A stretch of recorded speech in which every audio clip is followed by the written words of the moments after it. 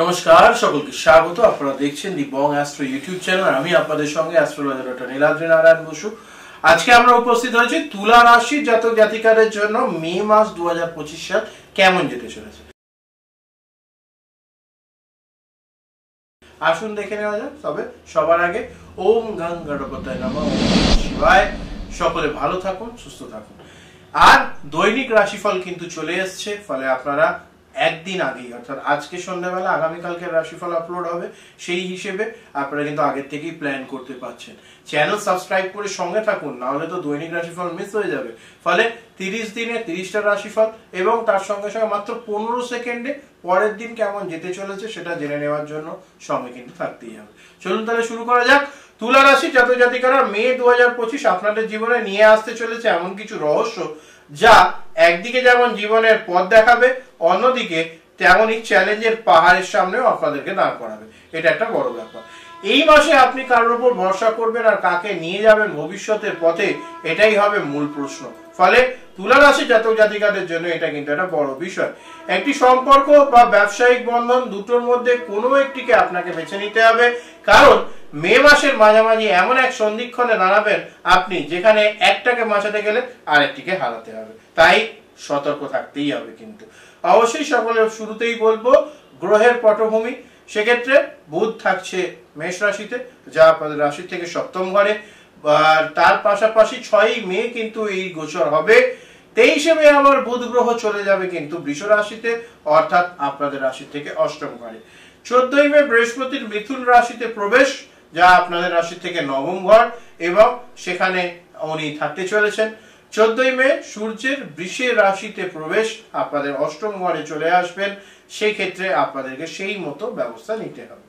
19শে মে থেকে রাহু কুম্ভে, যা আপনাদের রাশি থেকে পঞ্চম ঘরে, এবং কেতু সিংহে, যা একাদশ ঘরে অবস্থান করবে।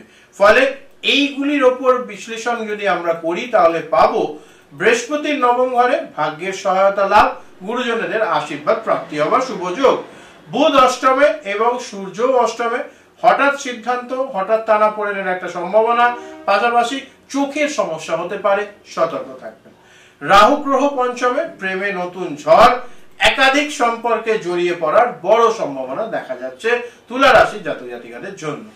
কেতু একাদশে, বন্ধু মহলে কে শত্রু কে বন্ধু এবার পরিষ্কার চিনতে বুঝতে পারবেন, সতর্ক থাকুন।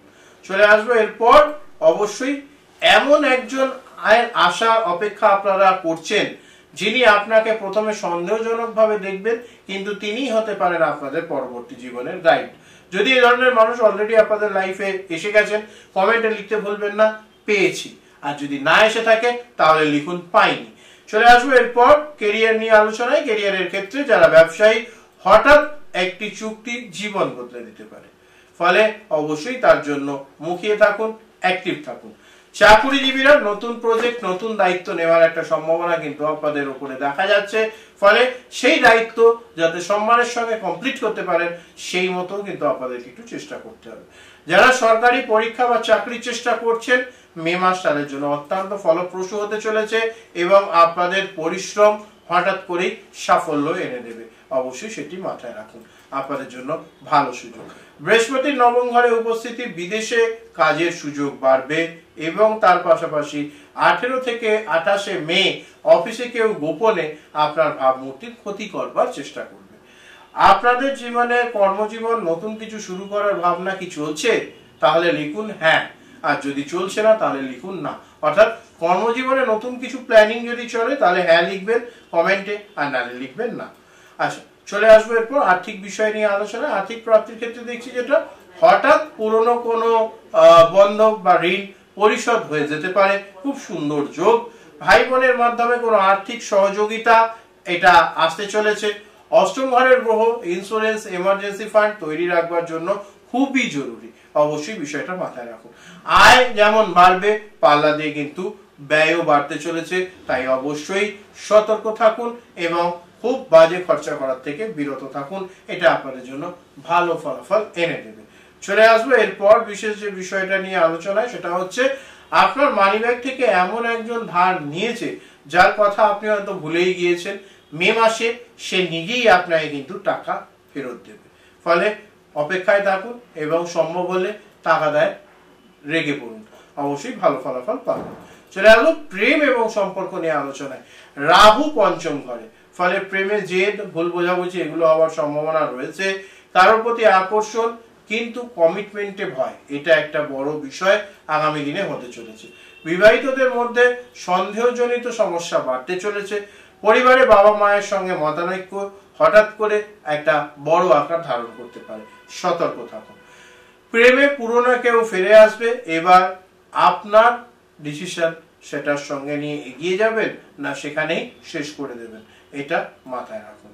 চলে আসবো এরপর যে বিষয়টা নিয়ে বলবো, সেটা হচ্ছে আপনি কি সম্পর্কে জটিলতা থেকে বেরিয়ে নতুন কিছু শুরু করতে চান? তাহলে লিখুন নতুন শুরু, অবশ্যই কমেন্টে লিখে জানাতে ভুলবেন না। দেখবো তার ভিত্তিতে কত মানুষ এই নতুন পদক্ষেপ নিতে চাইছেন। সকলে এই বিষয়গুলো একটুখানি আপনারা রেসপন্ড করবেন। চলে আসবো স্বাস্থ্য এবং মনন জগৎ নিয়ে আলোচনা। মানসিক ক্লান্তি এবং শারীরিক ক্লান্তি এই মাসে কিছুটা বাড়তে চলেছে। অনিদ্রা, হজমের সমস্যা এগুলো হওয়ারও সম্ভাবনা প্রবল। পিঠ, পেট এবং মূত্র নালীর সমস্যা হতে পারে। প্রতিদিন সকালে 5 মিনিট ধ্যান, 10 মিনিট হাঁটা এইটার চেষ্টা করুন, অবশ্যই ভালো ফলাফল পাবেন।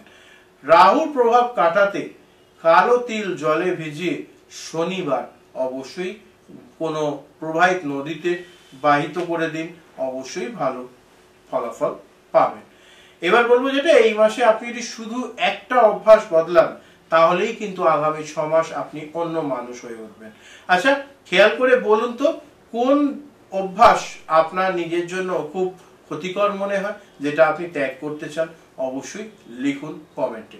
চলে আসবে এরপর আপনাদের জন্য শুভ বিষয়গুলো নিয়ে, শুভ দিন, শুভ রং ইত্যাদি। শুভ রং থাকতে চলেছে মে মাসে আপনাদের জন্য হালকা নীল এবং সাদা, অবশ্যই। শুভ সংখ্যা 6, 9 এবং 15। শুভ দিন হতে চলেছে 7 তারিখ, 24 তারিখ এবং 26 তারিখ।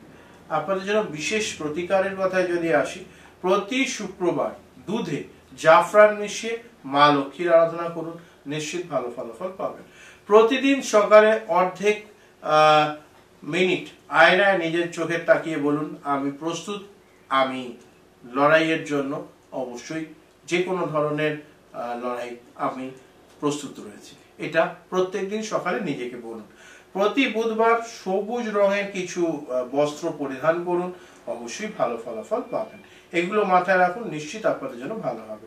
তুলা রাশি, আপনারা হলেন ব্যালেন্স বা সমতার প্রতীক, কিন্তু মে মাসে ভারসাম্য রাখতে গিয়ে আপনাকে নিজের নরম জায়গা ছাড়তে হতে পারে। সবাইকে খুশি রাখতে গেলে আপনি হারাবেন নিজের পথ, ফলে এই বিষয়টা মাথায় রাখুন। তাই এ মাসে নিজেকে গুরুত্ব দিন, সঠিক সিদ্ধান্ত নিন, নিশ্চিত ভালো ফলাফল পাবেন। ভিডিওটি শেয়ার করে বন্ধু বান্ধবের সঙ্গে জানিয়ে দিতে ভুলবেন না। অবশ্যই আপনাদের পরিবারের অন্যান্য রাশির যারা জাতক জাতিকা রয়েছেন তাদের কাছে চ্যানেলটা শেয়ার করুন, যাতে তারাও তাদের ব্যক্তিগত রাশিফল দেখতে পারে। আর কমেন্টে লিখুন, আমি প্রস্তুত নিজের জীবনে পরিবর্তন আনতে। সকলে লিখবেন কিন্তু, অবশ্যই সকলে ভালো থাকুন, সুস্থ থাকুন। দেবাদিদেব মহাদেবের কৃপা আপনাদের উপর বর্ষিত হোক। নিজস্ব জন্মছকের ব্যাপারে যাবতীয় জিনিস যদি জানতে চান, অবশ্যই স্ক্রিনে নাম্বার যাচ্ছে, সেই নাম্বারে যোগাযোগ করবেন, অবশ্যই সহযোগিতা করব। প্রত্যেকে ভালো থাকবেন, সুস্থ থাকবেন। নমস্কার, হর হর মহাদেব।